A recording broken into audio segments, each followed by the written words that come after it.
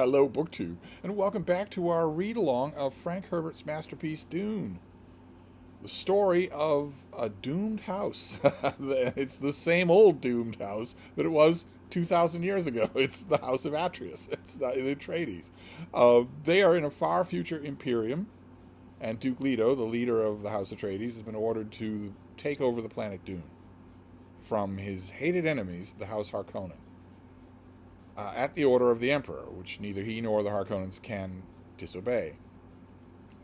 Leto senses that he's walking into a trap, and as we're reading this book, we're told that he is walking into a trap from which he will not survive. The key thing here is that there are no spoilers. We are told that he will not survive. Not only by the Bene Gesserit, who seem to know a lot more about this than they're saying, but also by history. This has already gone into the history books. Duke Leto's fate is sealed. And yet, you root for him. And he has been betrayed. Not only has he fought against the plots of the Emperor and the Harkonnens, but he's been betrayed by one of his own, his family doctor, Dr. Yueh. Dr. Yueh has had imperial training that are given to all doctors to make sure that they do not betray their charges. But Baron Harkonnen found a way around that training by capturing and torturing the doctor's wife and telling the doctor that if you do what I want, I will free her from her pain and I will reunite you. And Dr. Yueh is no fool. He's pretty sure that the Baron is not going to honor his word, but he does it on the outside chance because he loves his wife so much. The way that he softens his betrayal in his own mind is to lay the seeds of softening the act itself. He makes it possible for the Duke's woman, Lady Jessica, and the Duke's son, young Paul Atreides, to survive the purge that will come with the whole household when the Harkonnens invade. He makes it possible for them to survive. He doesn't know for sure that they will, but he gives them every advantage that he can.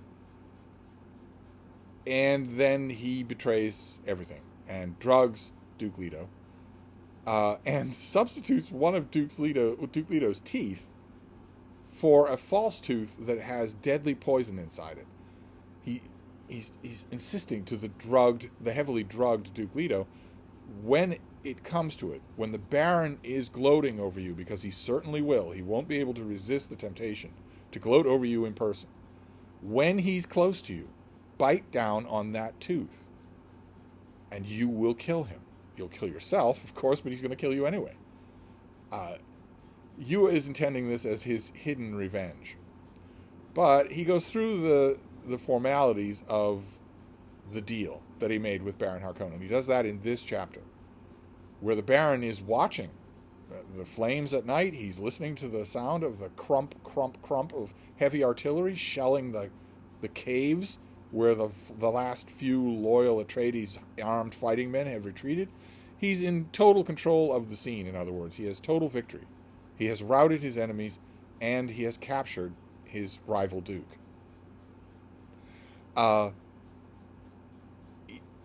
He wants to see the Duke. Dr. Yueh is completely correct about that. He wants to see him and to gloat over him. But first, he is told that Dr. Yueh is waiting, that they have to have an interview. They have to talk about the fact that Dr. Yueh has held up his end of the bargain. So the Baron's twisted mentat, Peter de Vries, brings Dr. Yueh into the presence of the Baron, but keeps him at a distance. Don't want to let him get too close. And Dr. Yueh says, well, we had a deal, and I fulfilled my end. I betrayed my Duke. So now, about my wife. And the instant that the Baron starts to talk on the subject, Dr. Yueh has his answer. He suspected it all along, but the minute he hears the Baron start to talk about it, he knows, my wife is dead. And so she's beyond their ability to torment. I don't know how she died, but she's dead. She's gone. He's not a good enough liar to fool this guy. And since she's dead, well, I know what's going to happen to me. I'm glad that I took the measures that I did. And sure enough, while they're conversing, the Baron gives a quick signal to his mentat, who kills Dr. Yueh. Stabs him in the back. And as Dr. Yueh is falling, he says, you think you've defeated me, but I know what I'm doing. I know the price I paid. And then he's dead. And the Baron has no idea what that means. He doesn't like it at all. Doesn't like the sound of it at all. But he has more pressing concerns, which is the Duke Leto himself. He has a drugged and chained Duke Leto brought into his presence, just as Dr. Yueh expected. There are Imperial Sardaukar all throughout the ship where the Baron is. They're all over the place. They have been tasked by the Emperor to make sure that the Duke's end is swift and painless. No humiliation, no display, no nothing. None of the crudities that the Emperor knows he can expect from the Harkonnens. But for the moment, the Baron is alone with the Duke and his mentat, and the dead body of Dr. Yueh on the floor. For the moment, he's alone with the Duke, and it's not all that satisfying. The Duke is not really responsive. He's been heavily drugged by Dr. Yueh, but the Baron's men tell him, well, the drugs should wear off soon, and the Baron is hungry. The Baron is always hungry, so he has a meal while the Duke is coming to himself and sobering up. And before that interview can really happen, before they can have a conversation, we get inside the thoughts of Duke Leto as he remembers his life on Caladan, one memory or two of the joyful childhood of young Paul, and we realize that he's saying goodbye. He's saying goodbye to being alive, and then he bites down on the tooth. And as you can tell from my summary here, this is a full chapter. This is not like the last one. A lot happens in this chapter. He bites down on the tooth, and the mentat, Peter, is right next to him when he does it and starts to convulse. The Baron sees that, and with split-second desperation, bolts into a safe room directly behind his chair in the dining room and closes the door. It's a totally sealed-off safe room.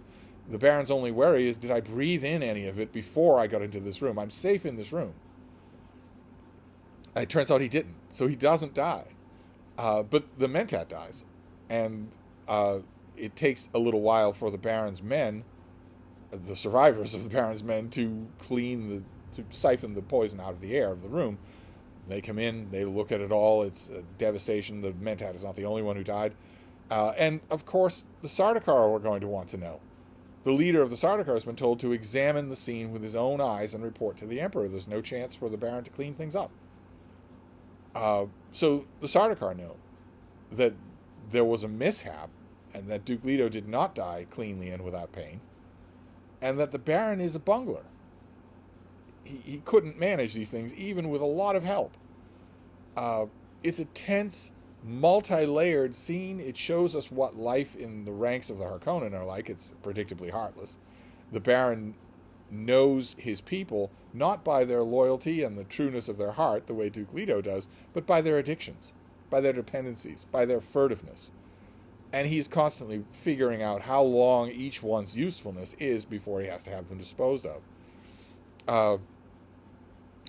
And we end the chapter with him ordering his new captain of the guard, because the old captain of the guard died in the poison attack, to bring him a young boy, because he's feeling a little restive and he wants some entertainment.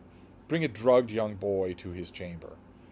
And in a note that I'm glad Herbert doesn't really push too much in this book, the Baron's final thought in the chapter is that the drugged boy who's coming to his chamber to be assaulted, to be raped, he's a little bit sorry that the boy isn't Paul Atreides, because isn't young Paul Atreides so attractive?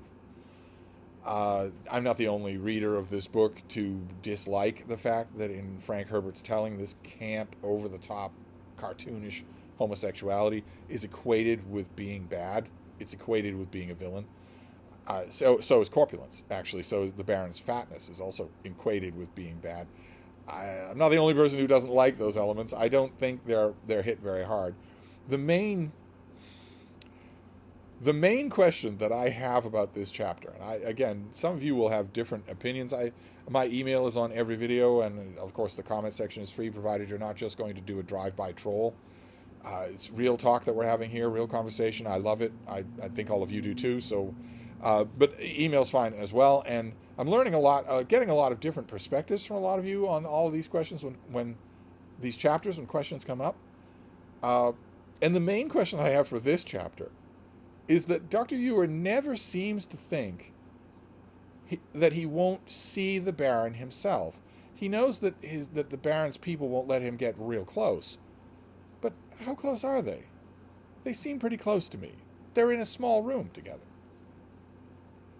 It seems to me that Dr. Yueh, to be absolutely sure, how does Dr. Yueh know that the Sardaukar won't kill Duke Leto? How does he know that Duke Leto will remember their drugged conversation about the tooth? How does he know that Duke Leto in the final analysis will agree to do it? Maybe he won't.